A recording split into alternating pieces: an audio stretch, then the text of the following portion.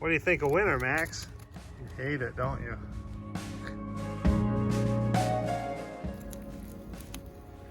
Hey everyone, Easy Boiler user here, and as you can see,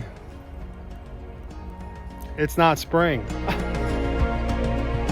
Last video I did, at least the last video that had to do with the boiler, I was excited for spring. I was excited for all this to be gone, and then here we are a couple weeks later and it's still snowing, still freezing, still cold, still canceling school. It just never ends. So as you can see, the boiler is running. It looks like we're going to be burning into April. Still got plenty of wood left. I know we're at the end of the boiler season, but I want to talk to you for a minute about why I bought an outdoor wood boiler. I've had some people messaging me lately about getting a boiler. Some of them have talked to me specifically about getting an easy boiler.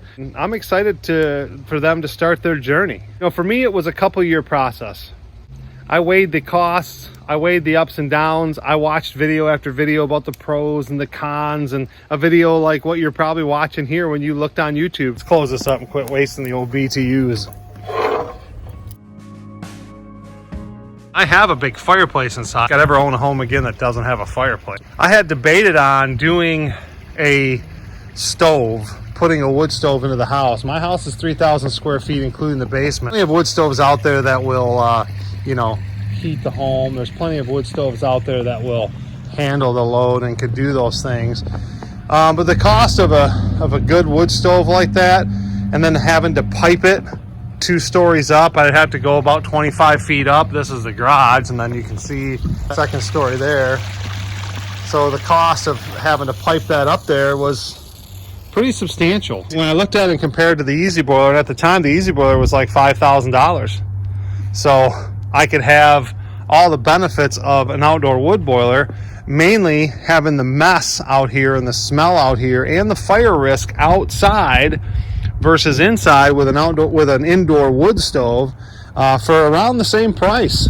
So for me, it was a no-brainer decision. But one of the reasons why it took me so long in getting the outdoor wood boiler is because it took me forever to have people from like Central Boiler, some of the Central Boiler dealers around here, to get back to me. When they did get with me, I waited 10 weeks for 2 of them to try to get me quotes and to come to my house to look at the setup and look at the situation. And so I finally said, I'm going to go with this Easy Boiler. So I had made the decision, I want to heat with an outdoor wood boiler. I made the decision primarily because the cost was very similar with the Easy Boiler. And now I'm not talking about other different types of boilers or gasifiers. I made this decision for financial reasons, and I made it because I wanted to keep the mess outside. I wanted to keep the smoke, the smell, the bugs. I wanted to keep the fire risk outside.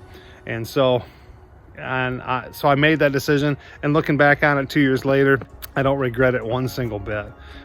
It's going to almost have paid for itself here soon. No more propane bills. I mean, I do pay a little bit of propane to heat my hot water during the summer, but it's not much, $100, $200 maybe. So if you're thinking about pulling the trigger on an outdoor wood boiler, I've got a video on why I chose the Easy Boiler, and you can go ahead and watch that here. I also got another video on some pros and cons of the outdoor wood boiler. You can watch that video here.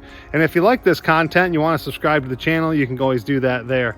This is Easy Boiler user. Just want to say to you, stay safe, stay warm, and good luck with your choice on getting an outdoor wood boiler.